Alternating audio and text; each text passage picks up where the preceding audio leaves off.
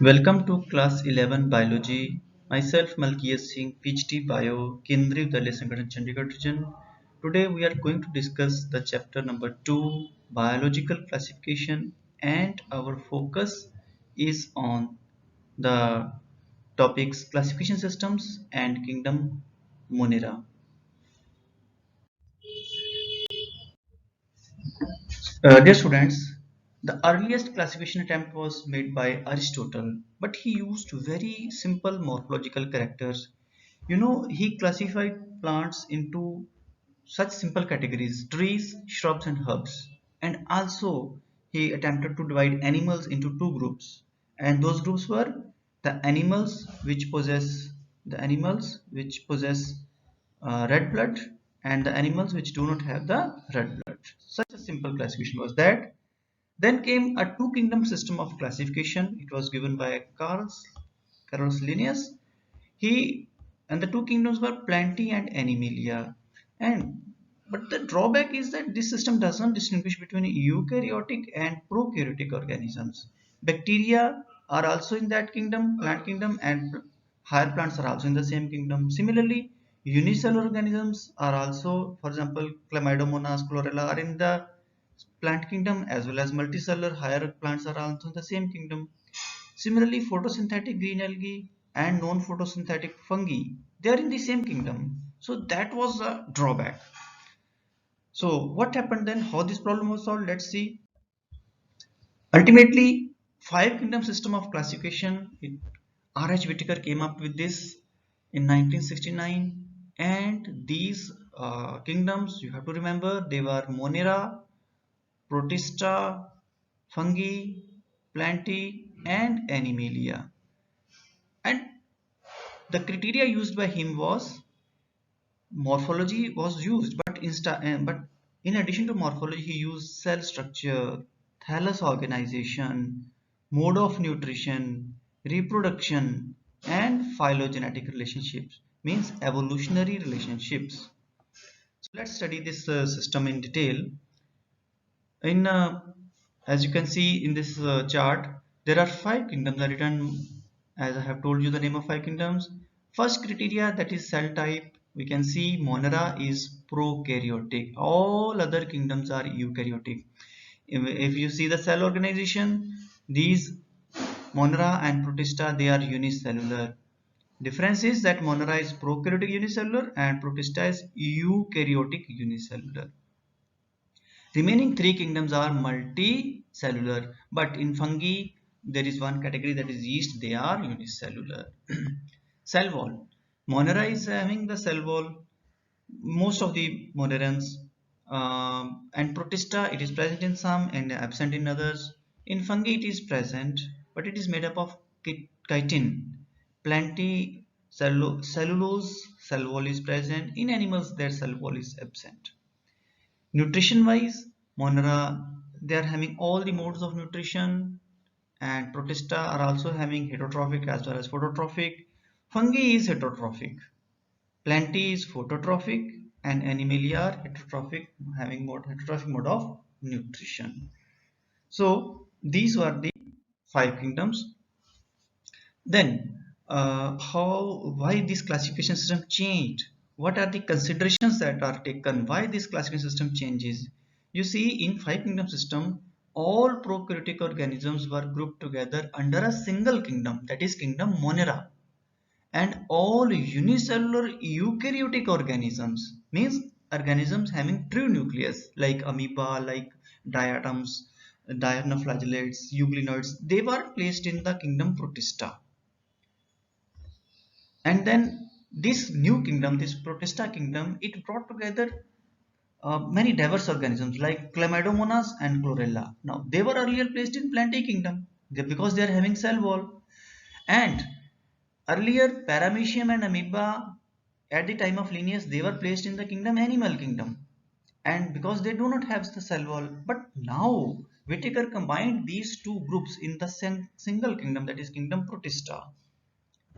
Similarly, that means it has brought together the organisms which in earlier classifications were placed in different kingdoms. So now we'll focus on our first kingdom, that is kingdom Monera. This mainly comprises of the bacteria. Bacteria are the most abundant microorganisms. They are cosmopolitan, means they are found everywhere, even in extreme habitats like hot springs, deserts, snow, deep oceans where other organisms can't live. Bacteria are found there, and many of them live in or inside the body or outside the body of living organisms, plants, animals, fungi. They're living on them as parasites. And as you can see in this picture, there are four shapes of bacteria. The first shape is spherical shape, that is Koki. In singular we'll say coccus. Second shape is rod shaped, it is bacillus shape. In plural we say bacilli. And the third shape is spiral one. In singular we say spirillum, plural we say spirilia. And fourth shape is comma shaped Vibrium. In plural we say vibrio. Some of these bacteria, nutrition wise, they are autotrophic, that is they synthesize their own food from inorganic substrates. And but this autotrophic nutrition can be of two types, photosynthetic or chemosynthetic. And the vast majority of bacteria are heterotrophs also. Heterotrophs means they depend on other organisms or they depend on dead organic matter for their food. Here I would like to mention that photosynthetic autotrophs utilize the solar energy, whereas chemosynthetic autotrophs, they use the energy released by some chemical reactions. They don't depend on solar energy. That's why they are called chemosynthetic autotrophs. One more group in this kingdom under a very interesting group, that is Archaebacteria. They are so special that some scientists consider them as the separate kingdom. And even there are three domains of life, in which one is Archaebacteria, second is Eubacteria, and the third one is Eukaryotes. So what is so special about Archaebacteria? They can live in most harsh habitats like extreme salty water areas, because salt is hello means salt and phile means loving, salt loving organisms. And then they can be found in high temperature regions and acidic conditions. Thermo means heat, acidophiles. And marshy areas, they are found in marshy areas also, where there's found methanogens, because there is a lot of they lead to production of methane also there. Then these bacteria, they are different from normal eubacteria due to their different cell wall structure. This different cell wall structure helps them to cope up with the extreme harsh conditions. Methanogens, they are also present in the guts of several ruminants like cow, like buffalo, and hence they are responsible for production of methane gas. You know that ruminant animals, they have a chamber in their stomach that is called rumen. Okay, and they chew cud. First of all they eat a lot of, then they chew the cud, and in this process they release the methane. This methane gas is actually produced by the methanogens, which are in the gut of these bacteria. So they are economically important also because they produce the biogas in the biogas plants. Eubacteria, which are the true bacteria, just having rigid cell wall. If they are motile, they will be having flagella, maybe single or more flagellum will be there. And cyanobacteria, they are called blue-green algae. They have chlorophyll A, and interesting thing is that this is similar to what is found in the higher plants, green plants. So they are photosynthetic autotrophs. Cyanobacteria are photosynthetic. And some of these organisms, they have the capability to fix atmospheric nitrogen. Very important from economic point of view, because they have a special cells called heterocyst in their filaments. So, for example, nostoc and anamina, they are fixing nitrogen in the fields, especially the rice fields. Cyanobacteria are unicellular, but they may form colonies or they can form a filament. They are found in seawater or they may be found on the land areas, that is the called terrestrial algae. The colonies are generally surrounded by mucilaginous sheath. So somewhat gel-like gelatinous material is there. It is surrounded by this mucilage sheath. Chemosynthetic bacteria, if we talk about the chemosynthetic, they play a great role in recycling nutrients because they are performing chemical reactions, and in this process they are recycling nitrogen, they are recycling phosphorus, iron and sulfur. These are the vital nutrients required by plants. It oxidizes various inorganic substances. They are oxidizing inorganic substances like nitrate, nitrites, ammonia, and use the released energy for their ATP production. Heterotrophic bacteria are actually most abundant. They are mostly decomposers. The waste what we generate is actually decomposed by most of these bacteria. They are helpful in making curd from milk, that is lactobacillus, curd from milk, production of antibiotics, then fixing nitrogen in legume, root nodules, leguminous plants.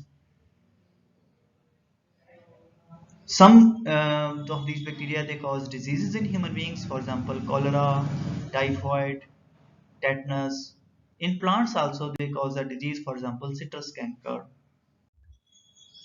In bacteria, the reproduction is normally by binary fission. Fission means to divide, to break down. It divides its cell. How? During unfavorable situations, they can also produce the spores, and they also reproduce by a sort of sexual reproduction by adopting primitive type of DNA transfer. They can transfer the DNA from one bacterium to the other. How they transfer? There is formation of a conjugation tube by which one bacteria transfers the DNA. Some of these species can, some of the bacteria can perform this type of, you can say it's a sexual reproduction. And this is the picture of a binary fission, how the bacterial cell is dividing itself into two daughter cells. And here we can see the structure of a bacterium also. It's a cell wall, then cell membrane, and it's having DNA. You can see there is no particular nuclear membrane also there. And here is the constriction is developing, and this bacteria will be soon divided into two daughter cells. So this is called as binary fission. There is a very interesting group in Mandara that is Mycoplasma. You can observe the structure. If you observe the structure, there is no cell wall. It is only made up of, this layer is made up of lipoproteins.